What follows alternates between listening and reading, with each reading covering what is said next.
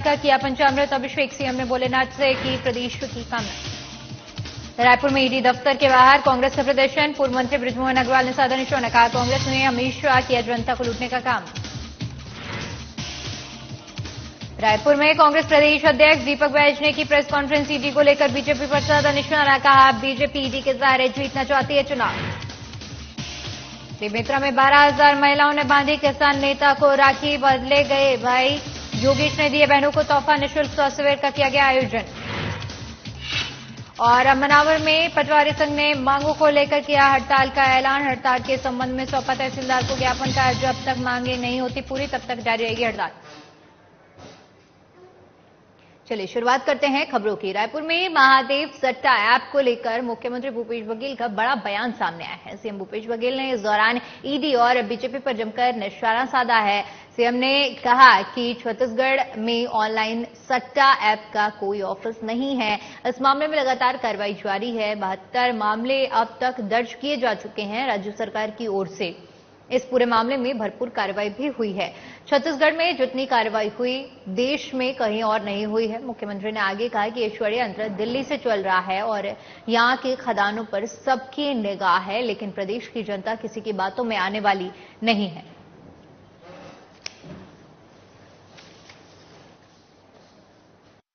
पहली बात तो यह है कि छत्तीसगढ़ में कानून का राज है। 5 साल पहले लगातार छत्तीसगढ़ जल रहा था नक्सल समस्याओं से। अब वो बहुत पीछे हम लोगों ने उसे धकेल दिया है, बहुत सीमित क्षेत्रों में वो रह गया है। ये भारतीय जनता पार्टी है जिसको खून पसंद है, हिंसा पसंद है, घृणा पसंद है, और इसी कारण से वो लगातार उनके कार्यकाल में नक्सल गतिविधियां बढ़ा। अब जब वो शांत हो रहा है सब, तब ये ईडी आईटी के माध्यम से गर्म किया जा रहा है और पूरा जो साम्राज्य है, छत्तीसगढ़ के जितने खदाने हैं, सबको अडानी के सौंपने का षड्यंत्र कर रहा है। आपका ध्यान दूसरे तरफ भटका के ऑनलाइन सट्टा के बारे में चर्चा चल रही है। तो सबसे पहली बात तो ये है कि छत्तीसगढ़ में उसको कोई ऑफिस नहीं है। जो खिलाने वाले हैं वो जरूर यहाँ के हैं।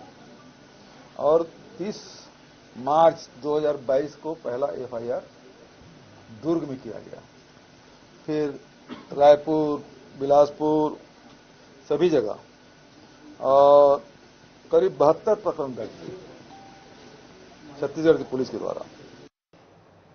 अखिल भारतीय कांग्रेस कमेटी के राष्ट्रीय सचिव सीपी मित्तल 1 दिवसीय दौरे पर सागर पहुंचे, जहां पर वे खुरई में बीते दिन घाटी घटना के पीड़ित से मुलाकात करने उनके घर पहुंचे। वहीं सिविल लाइन स्थित एक निजी होटल में पत्रकारों से भी रूबरू हुए। अखिल भारतीय कांग्रेस कमेटी के राष्ट्रीय सचिव सीपी मित्तल ने सरकार पर आरोप लगाते हुए कहा कि प्रदेश में कानून व्यवस्था पूरी तरह से चरमरा गई है।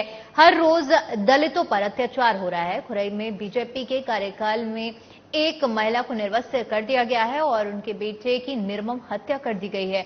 हम चाहते हैं कि जिन आरोपियों का पीड़ित परिवार नाम बताए उनके खिलाफ वैधानिक कार्रवाई की जाए। इसके साथ ही उन्होंने कहा कि कांग्रेस पार्टी पीड़ित परिवार के साथ और जब तक पीड़ित परिवार को न्याय नहीं मिलेगा कांग्रेस पार्टी प्रदर्शन करती रहेगी। जिस प्रकार से उनके घर की स्थिति है, किस प्रकार से पूरा मकान उनका तोड़ दिया है, पूरे सामान उनके फेंक दिए, जिस प्रकार से पक्षी के बारे में और घोड़े के बारे में बताया, किस प्रकार से उनकी माताजी से हम मिले लड़के की, उनकी माताजी का हाथ टूटा हुआ है और वहां पे उनकी बिटिया ने बताया कि उनकी माताजी के साथ किस प्रकार से निर्वस्त्र किया गया। हमारी मांग है कि दोषी जो भी हो, किसी भी जाति का हो, हमको उसमें नहीं जाना। दोषियों को सजा मिलनी चाहिए और उचित कार्रवाई होनी चाहिए, क्योंकि प्रशासन का काम है प्रशासन को ठीक तरह से चलाना। अब तो ये काम सरकार का रहता है, सरकार के मुखिया का रहता है। बड़ी बड़ी बातें करती है सरकार। किस प्रकार से पिछले बहुत लंबे समय से हम देख रहे हैं, आपने भी देखा होगा किस प्रकार से आदिवासी भाइयों बहनों के ऊपर, दलित हमारे भाइयों बहनों के ऊपर, माताओं के ऊपर, छोटी छोटी बच्चियों के ऊपर जिस प्रकार से इस प्रदेश के अंदर ये सारी चीजें चल रही है। हमारी मांग है कि इस परिवार को न्याय दिया जाए और जो दोषी हैं वो परिवार में जो बिटिया बता रही है कि जिन लोगों के नाम एफआईआर में नहीं लिखे जा रहे हैं उनके नाम एफआईआर में लिखे जाए और उचित कार्रवाई की जाए। तो सरकार जिम्मेदार है। इनके गुंडे इतना सर चढ़ के बोल रहे हैं कि उनको कोई बेलगाम है, चाहे जो करने के लिए उनका जो आत्मबल इतना बढ़ा के रखा है सरकार ने। वो सरकार के जो मंत्री हैं भूपेंद्र सिंह ठाकुर, उनके नुमाइंदे हैं, भारतीय जनता पार्टी के पदाधिकारी हैं। इतना आतंक है उनका कि निर्विरोध सरपंच और जनपद सदस्य बने हैं। आप जिस तरह से अभी बात आ रही थी कि उनके इतना दबंगियाई उनकी चलती है कि कोई बोल नहीं सकता। उस परिवार के प्रति रिपोर्ट कौन लिखेगा? वो 2019 के बाद किस तरह से उनके परिवार को और अन्य पूरे वहां जो और भी जो उनसे बातचीत जो होती है अन्य समाज के लोगों को कैसे दबा के रखा जा रहा है। आप वहां जाएंगे तब आपको वहां स्थिति पता लगेगी। आगे क्या करेंगे आप लोग? आगे जो संवैधानिक उनको न्याय की व्यवस्था है, जो न्याय के रास्ते हैं उनको उनके लिए लड़ाई लड़ने की बात है हम लोगों को। खुरिया के बडोदिया नौनगीर में दलित युवक की पीट कर हुई हत्या के मामले में कांग्रेस लगातार चुनावी वर्ष में आए इस मुद्दे को भुनाने में जुटी हुई है। जहां घटनाक्रम के आक्रोश के रूप में युवक कांग्रेस के बैनर तले भगवानगंज चौराहे पर प्रदर्शन किया गया, वहीं नैतिकता के आधार पर मंत्री भूपेश बघेल के इस्तीफे की मांग भी उठाई गई है। इस दौरान कांग्रेसियों ने पुतला फूंक कर विरोध जाहिर किया है। प्रदर्शन में शामिल कांग्रेसियों ने लगातार आदिवासी अनुसूचित जाति वर्ग के साथ हो रही घटना पर बीजेपी सरकार को घेरा और जमकर नारेबाजी भी की है। इस दौरान पुतला दहन को लेकर कांग्रेसी और पुलिस के बीच में टकराव की स्थिति भी बनी हुई है, जहां पर पुतले में आग लगाते ही पुलिस ने वाटर कैनन का प्रयोग कर उसको बुझा दिया। वहीं युवक कांग्रेस ने स्पष्ट चेतावनी दी है कि अगर दोषियों पर सख्त कार्रवाई नहीं हुई तो उनका प्रदर्शन लगातार जारी रहेगा। जैसा कि आप लोगों को विदित है, 2-3 दिन पहले खुरई में बड़ौदिया में एक घटना हुई है जिसमें हमारे अहरवार समाज के एक व्यक्ति की भारतीय जनता पार्टी के प्रदेश मंत्री भूपेंद्र सिंह जी जो अपने आप को तानाशाह के रूप में यहाँ पर पेश कर रहे हैं और सागर के लोगों पर अत्याचार कर रहे हैं। उनके प्रतिनिधि कोमल सिंह ठाकुर, विक्रम सिंह ठाकुर और उनके अन्य साथियों ने बर्बरतापूर्वक एक हमारे अहरवार समाज के व्यक्ति की हत्या कर दी और उसकी मां को निर्वस्त्र करके पूरे गांव में घुमाया है।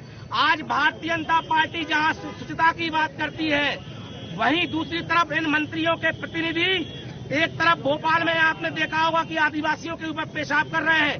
वो घटना ही अभी पूरी नहीं हो पाई थी कि खुरई में भूपेंद्र सिंह मंत्री उनका गृह क्षेत्र है, वहां पे हमारे अहरवार समाज की एक महिला को निर्वस्त्र करके घुमाया गया है और हमारे एक नवयुवक की हत्या कर दी गई है। आज 3 से 4 दिन होने वाले हैं, दोषियों पर कोई कार्रवाई नहीं हुई है। कोंडागांव में कैबिनेट मंत्री मोहन मरकाम अपने विधानसभा कोंडागांव का धुआंधार दौरा करते हुए ग्रामीणों से विकास कार्यों की सौगात दे रहे हैं। ग्राम पंचायत उमरगांव बुनागांव पहुंचकर कैबिनेट मंत्री ने विभिन्न निर्माण कार्यों का भूमि पूजन और लोकार्पण किया, साथ ही साथ वनाधिकार पत्र का भी वितरण किया। वहीं मितानिनों की मांग पर मितानिन भवन की भी लोकार्पण किया गया है, जिसे लेकर मितानिनों ने मंत्री मोहन मरकाम का आभार जताया।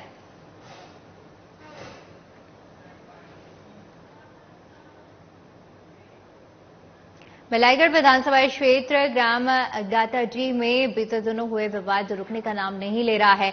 इसी कड़ी में लगभग सैकड़ों की संख्या में ग्रामीण कलेक्ट्रेट पहुंचे, जहां पर उन्होंने गांव के उचित मूल्य के संचालक विनोद जायसवाल के खिलाफ डिप्टी कलेक्ट्रेट को ज्ञापन सौंपा कर उसके द्वारा किए गए बेज कब्जा को मुक्त कराने की मांग की गई है। साथ ही साथ विधायक चंद्रदेव राय पर अपराधियों को संरक्षण देने का आरोप भी लगाया गया है और विधायक के खिलाफ मुर्दाबाद के नारे लगाए गए। बता दें कि 21 अगस्त को शासकीय उचित मूल्य दुकान के संचालक और गांव के ही ईश्वर श्रीनिवास के बीच में राशन को लेकर विवाद हुआ था। मारपीट में ईश्वर श्रीनिवास बुरी तरह से घायल हो गए, जिसे इलाज के लिए रायपुर के एक निजी अस्पताल में भर्ती कराया गया था, जहां पर उसके इलाज जारी है। ग्रामीणों ने 26 अगस्त को मारपीट करने वाले आरोपी की गिरफ्तारी को लेकर सिरसिवा थाने का घेराव भी किया। बाद में सिवा पुलिस द्वारा मारपीट करने वाले एक आरोपी को भी उसी रात पकड़कर जमानत पर छोड़ दिया गया। घटना से नाराज ग्रामीण कलेक्ट्रेट पहुंचे, जहां पर उनका बिलाईगढ़ विधायक पर आरोपियों को सह देने का आरोप लगाया गया और न्याय की गुहार लगाई गई। ग्रामीणों द्वारा जो ज्ञापन सौंपा गया है सोसाइटी में गड़बड़ी से संबंधित है और सोसाइटी में मारपीट हुआ है, उसके संबंध में ज्ञापन दिया गया है। जब मारपीट हुआ है तो इसके विरुद्ध हम कानूनी कार्रवाई के लिए एसपी साहब को लिखेंगे, थानेदार को भी बताएंगे और जो दोषी है उनके विरुद्ध कठोर कार्रवाई की जाएगी। राशन दुकान के मामले में अभी मैं फूड ऑफिसर को निर्देश करूंगा, इसके अलावा फूड इंस्पेक्टर को भी निर्देश की जाएगी, छानबीन करेगा और छानबीन के पश्चात यदि दोषी पाया जाएगा तो उसको निलंबित करेंगे दुकान को और उनके विरुद्ध कार्रवाई करेंगे जो दुकान का संचालक है। रायपुर में महापौर एजाज टेभर ने जोन कमिश्नर, निगम कमिश्नर मयंक चतुर्वेदी की मौजूदगी में स्वास्थ्य विभाग की महत्वपूर्ण मीटिंग आयोजित की। इस दौरान महापौर ने निगम के अधिकारियों को डेंगू से बचाव के लिए सफाई के साथ दवा छिड़काने के लिए भी आदेश दिए। उन्होंने अधिकारियों को आदेशित किया कि एसएसजी की महिलाएं घर घर जाकर सर्वे करेंगी और जहां भी गंदा पानी जमा होगा वहां पर सफाई करवाई जाएगी। युद्ध स्तर पर निगम डेंगू के बचाव के लिए प्रयासरत रहेगा। नगर निगम अब युद्ध स्तर पर डेंगू से बचाव के लिए दवा का छिड़काव करेगा। साथ ही स्वास्थ्य विभाग के साथ मिलकर मेडिकल कैंप भी लगाए जाएंगे। लोगों में अवेयरनेस की जरूरत है, लोगों में सावधानी की जरूरत है, लोगों में साफ सफाई की जरूरत है। इस बात को हम स्वीकार करते हैं कि शहर में डेंगू फैला है, मगर ये ऐसे नहीं फैला है जिस तरीके से इतना बताया जा रहा है। हम लोगों को सावधानी की जरूरत है, इसलिए हमने एक हफ्ता टोटल हमारे सब काम को साइड करके पूरा का पूरा अमला हम अब इसमें डेंगू में भिड़ेंगे। हमारे पूरे नगर निगम के अधिकारी, कर्मचारी, हमारे पूरे जितने भी पार्षदगण हैं, सब लोग अभी डेंगू पे एक हफ्ते तक काम करेंगे। जनता से अपील भी करता हूं कि जिस तरीके से अभी डेंगू ने अपना शहर, अपना पैर यहां पर पसारा है, हम लोगों को सावधानी की जरूरत है। लगातार डेंगू को लेकर ये इस बात को हम स्वीकार करते हैं कि रायपुर शहर में डेंगू ने अपना पैर तो फैलाया है। भिलाई और दुर्ग में सबसे ज्यादा डेंगू के मरीज पाए गए, वहां वाकई में डेंगू फैला है। जो अपना इलाज कराने, उपचार कराने रायपुर शहर में आते हैं, उनकी वजह से यहाँ पर भी हमारा शहर भी इफेक्टेड हो रहा है। वहां वाकई में मरीज मिल रहे हैं, यहाँ अभी अगर हम बात करेंगे तो कुल मिला के अफवाह ज्यादा है, मरीज कम है। खबर रायपुर से है, जहां पर कांग्रेस प्रदेश अध्यक्ष दीपक बैज ने पत्रकारों से चर्चा करते हुए कहा कि बीजेपी सिर्फ ईडी-आईटी के दम पर चुनाव लड़ना चाहती है, इसी वजह से हमारी सरकार को डराने का प्रयास किया जा रहा है। वहीं पीसीसी चीफ ने घोषणा पत्र को लेकर कहा कि जन घोषणा पत्र की प्रारंभिक बैठक हो चुकी है, कुछ निर्णय लिए गए हैं, कुछ सुझाव भी आए हैं। वहीं कहा कि अगर हमारे प्रभारी को लगेगा कि संभाग मुख्यालय में जाकर कुछ चर्चा करनी चाहिए तो वो भी करेंगे। माननीय मुख्यमंत्री भूपेश बघेल जी लगातार कहते आ रहे हैं कि वो चुनाव मैदान में कहीं पे भी नहीं है। वो सिर्फ सेंट्रल एजेंसी ईडी और आईटी के दम पर चुनाव लड़ना चाह रहे हैं और इसी वजह से हमारी सरकार को डराने का, बदनाम करने का लगातार प्रयास किया जा रहा है। तो इससे कांग्रेस पार्टी सहमत नहीं है। इसलिए माननीय मुख्यमंत्री भूपेश बघेल जी ने कल भी उन्होंने कहा कि हम लोग चिटफंड घोटाले और अन्य एक दो मुद्दों को लेकर ईडी, प्रधानमंत्री और गृह मंत्री, फाइनेंस मिनिस्टर को लिखा है जांच करने के लिए। जांच तो कर नहीं रहे। इन सब मुद्दों को लेकर एक तरफा कार्रवाई, दबावपूर्ण कार्रवाई, वो बिल्कुल ठीक नहीं है। एक में तो आप पहले टिकट बांट देते हो, फिर पर्यवेक्षकों की टीम आप भेजते हो। इससे क्या फायदा होगा भारतीय जनता पार्टी को? आप तो लगातार देख रहे हैं विरोध हो रहा है हर विधानसभाओं में, उनके कार्यकर्ता विरोध कर रहे हैं, इस्तीफा दे रहे हैं, बहिष्कार कर रहे हैं। तो टिकट देने के बाद पर्यवेक्षक अगर जाके पूछेंगे टिक बटा है कि नहीं, तो अगर वो बोलेंगे टिक नहीं, विरोध हो रहा है, टिक नहीं बटा है, तो क्या उस जगह आप चेंज करेगी भारतीय जनता पार्टी? बेमेतरा विधानसभा के पूर्व प्रत्याशी और किसान नेता योगेश तिवारी लगातार कई वर्षों से क्षेत्र की बहनों से राखी बंधवाते चले आ रहे हैं। इसी कड़ी में नेवनारा स्थित चंडी मंदिर में कार्यक्रम का आयोजन किया गया, जिसमें 12,000 से भी अधिक महिलाओं ने किसान नेता योगेश तिवारी को राखी बांधी, जहां पर योगेश तिवारी ने सभी बहनों को उपहार दिए। वहीं मौके पर निःशुल्क स्वास्थ्य शिविर का आयोजन भी किया गया। यहाँ के युवा रोजगार भाई बहन उनको रोजगार मिलना चाहिए। यहाँ रोजगार के कोई साधन नहीं है। यहाँ फैक्ट्रियां लगाई जा रही हैं, स्टील प्लांट, स्पंज प्लांट। हम नहीं चाहते कि स्टील प्लांट खुले, स्पंज आयरन प्लांट खुले। अगर प्लांट खोलना भी है तो फूड प्रोसेसिंग प्लांट खुले ताकि यहाँ के युवा रोजगारों को नौकरी मिल सके, यहाँ के किसानों को उनका फसल का वाजिब मिल सके। इसी मकसद को लेकर हम लोग लड़ाई लड़ रहे हैं। हमारी यही लड़ाई है। हमेशा यहाँ के लोग खिलाड़ रहे हैं। चंडी मांडी के प्रांगण में मैं भगवान से प्रार्थना करता हूँ कि बहन जिस तरह से उनके प्यार करती हैं, लगातार ये लोग सदा सौभाग्यशाली रहे, उनका पैर में कांटा न गड़े, माता से मिलता। सभी बहनों को पहला राखी बांधना करके थोड़ा भागी बहन सब मेरे को स्नेह करती है, सब चाहती है राखी बांधना। मैं चाहती हूँ सब बांध रहे हैं। जैसा का 1000 साल व्यवस्था यही लोग बनाते हैं, ये लोग बिगाड़ते, चलता है, कहीं तो प्रॉब्लम नहीं है। हम लोग सभी खबर सागर से है, जहां पर बीना कटनी रेलवे ट्रैक पर दौड़ रही बिलासपुर भोपाल एक्सप्रेस पर OHE लाइन टूटकर गिर गई। इससे इंजन का पैडल टूट गया और जानकारी के मुताबिक आपको बता दें कि हादसा सागर के खुरई और बगौरा रेलवे स्टेशन के बीच में हुआ। लोको पायलट ने समय रहते ट्रेन को रोक दिया। इसके बाद सभी यात्री ट्रेन से सकुशल उतर आए। राहत की बात यह रही कि इसमें किसी भी तरह की कोई भी हानि नहीं हुई है।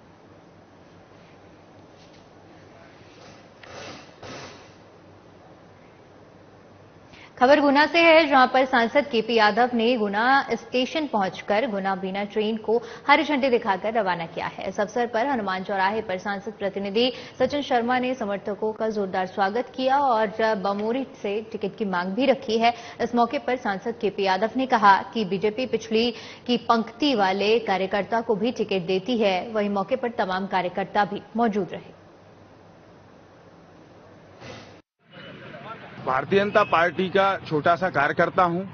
मैं विगत 18-19 साल से भारतीय जनता पार्टी बमोरी विधानसभा में काम कर रहा हूं और मैं बूथ अध्यक्ष, पालक, संयोजक, 9 साल महामंत्री, उसके बाद में मंडल अध्यक्ष भी रहा।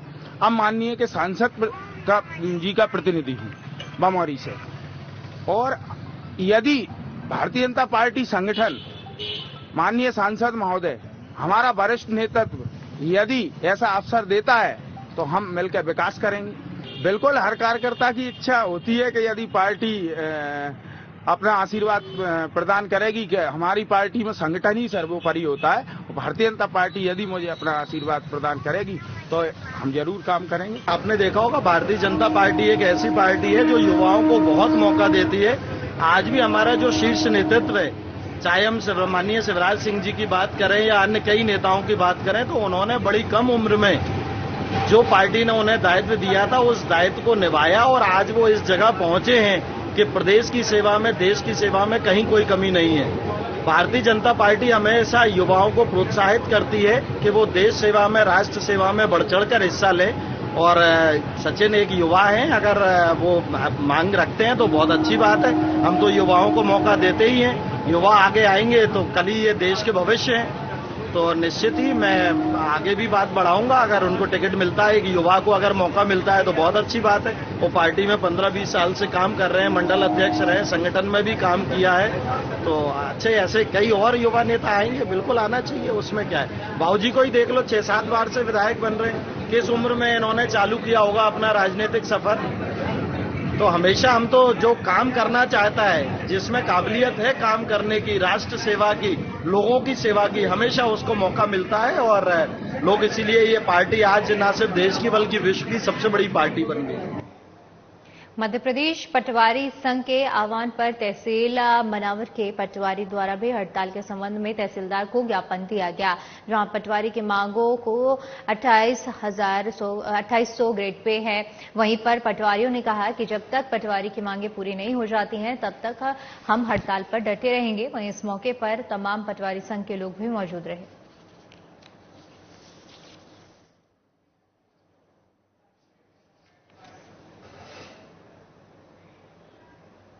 खबर छिंदवाड़ा से है, जहां पर यातायात नियमों की अनदेखी करने वालों पर ट्रैफिक पुलिस सख्त हो गई है। जहां पर शहर में जगह जगह चेकिंग पॉइंट बनाकर लापरवाह वाहन चालकों पर कार्रवाई की जा रही है। जहां रविवार को 150 लोगों के चालान काटे गए। इनमें से कुछ बिना हेलमेट के तो कुछ बिना दस्तावेजों के लापरवाही से वाहन चला रहे थे।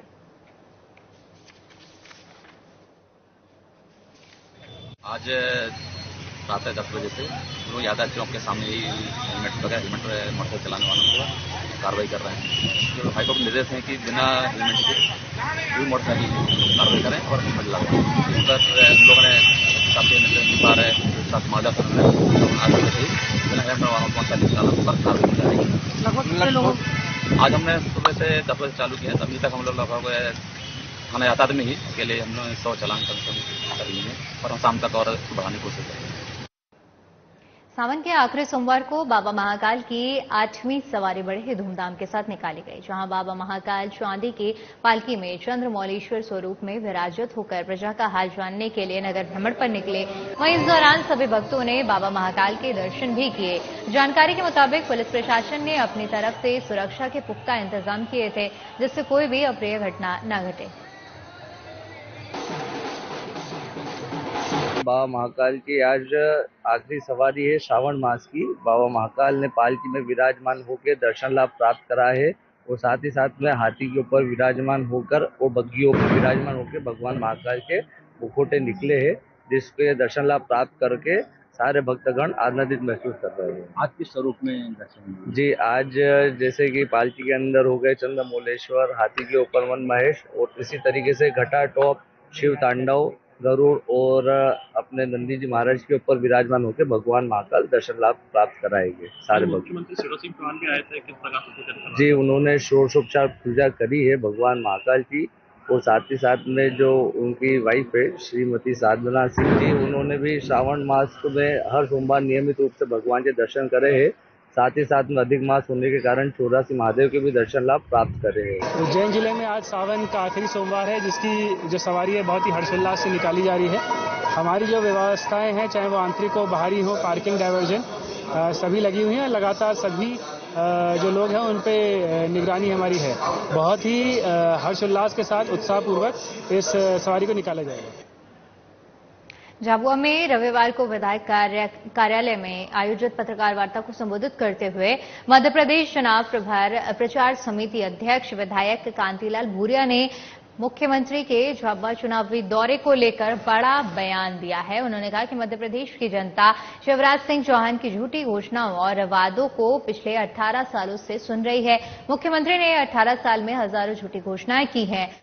अब 2 महीने के लिए कुछ और झूठी घोषणाएं कर जनता को भ्रमित करने में लगे हुए हैं। उन्होंने कहा कि कांग्रेस और मुझ पर आरोप लगाते हुए जनता को भ्रमित कर रहे हैं कि कांग्रेस ने क्या किया है। कांग्रेस पार्टी और मेरे प्रयासों से आज क्षेत्र में स्कूल, अस्पताल, बस स्टॉप, डैम जो बने हुए हैं ये कांग्रेस शासन काल में बने हुए हैं। बीजेपी के 18 साल के कार्यकाल में बस जनता को ठगने का काम सरकार ने किया है। के साथ उसने खिलवाड़ किया है। अब उसका हिसाब आने वाले समय में 2-3 महीने बाद मध्य प्रदेश की जनता हिसाब करेगी और कांग्रेस को भारी बहुमत से जिताएगी और 150 सीटें से ऊपर आएगी। 150 सीटों से ऊपर आएगी और हमारा कमलनाथ जी 15 महीने के शासनकाल में उन्होंने जो जो किया उंगली पे है, सब लोग आज याद कर रहे हैं। कर्जा माफी, बिजली का बिल माफ करने के, बेटी के 51,000 रुपया शादी के लिए, तो दूसरा कोई काम, कई काम उन्होंने शुरू करे, पर उन्होंने ये सरकार खरीद ली। उन्होंने खरीद के हमारी अच्छी भली जनता ने 5 साल का जनादेश दिया था, पर भाजपा ने पीछे तरह से खरीदी और खरीदी सरकार चला रहे। शिवराज खरीद के चला रहे, जनता ने जनादेश नहीं दिया, खरीद के चला रहे हैं। अब आने वाले समय में जनता जवाब देगी और उनको मुंह तोड़ जवाब देके भाजपा का सुपड़ा साफ हो जाएगा मध्य प्रदेश में, यह आपको मैं बता रहा हूं। धार जिले में चुनाव को लेकर धार विधानसभा की विधायिका नीना वर्मा इन दोनों एक्टिव मूड में नजर आ रही हैं। इसी कड़ी में विधायक ने धार विधानसभा की प्रगति रिपोर्ट करने के लिए एक पत्रकार वार्ता का आयोजन किया, जिसमें गुजरात प्रदेश के पूर्व कैबिनेट मंत्री नरेश भाई, पूर्व जिला अध्यक्ष प्रभु राठौड़, धार जिला उपाध्यक्ष विश्वास पांडे मौजूद रहे। पत्रकार वार्ता को संबोधित करते हुए विधायक नीना वर्मा ने कहा कि मध्य प्रदेश को बीमारू राज्य से समृद्ध राज्य बनाने का आज बीजेपी की सरकार ने काम किया है। विधायक ने आगे कहा कि अभी विकास थमा नहीं है, विकास कभी रुकता नहीं है, अभी और भी विकास कार्य बाकी है जो कि सच्चे वादे के साथ पूरा करेंगे। देखिए, जनता का आशीर्वाद और पार्टी का विश्वास प्रयास किया गया है, उस पर हम खरे उतरे और इसी के अंतर्गत आज मैंने धार में किए गए विकास कार्यों को आपके सामने रखा है कि कि हमने ये काम किए हैं और बहुत सारे काम अभी करने हैं, क्योंकि हम जानते हैं कि विकास कभी रुकता नहीं है, काम कभी खत्म नहीं होते हैं। उसी के तारतम्य में आने वाले समय में हम बहुत सारे काम जो हमारे अभी दिमाग में है और जनता का आशीर्वाद मिला भारतीय जनता पार्टी को, तो उनको पूरा करने की कोशिश करेंगे। खबर रायगढ़ से है, जहां पर छत्तीसगढ़ में होने वाले विधानसभा चुनाव को लेकर कांग्रेस पार्टी ने अपने दावेदारों का चयन प्रक्रिया शुरू कर दी है। इसी कड़ी में सर्किट हाउस रायगढ़ में महिला कांग्रेस की राष्ट्रीय अध्यक्ष और प्रदेश स्क्रीनिंग कमेटी के सदस्य डिसूजा ने सारंगढ़ जिले और रायगढ़ जिले के कार्यकर्ता और पदाधिकारियों से मिलकर दावेदारों की स्थिति का जायजा लिया, जिसमें उन्होंने कहा कि आने वाले चुनाव में कांग्रेस कोई कसर नहीं छोड़ेगी। हम जनता के मुद्दों पर चुनाव लड़ेंगे और एक बार फिर छत्तीसगढ़ में अपनी सरकार बनाएंगे।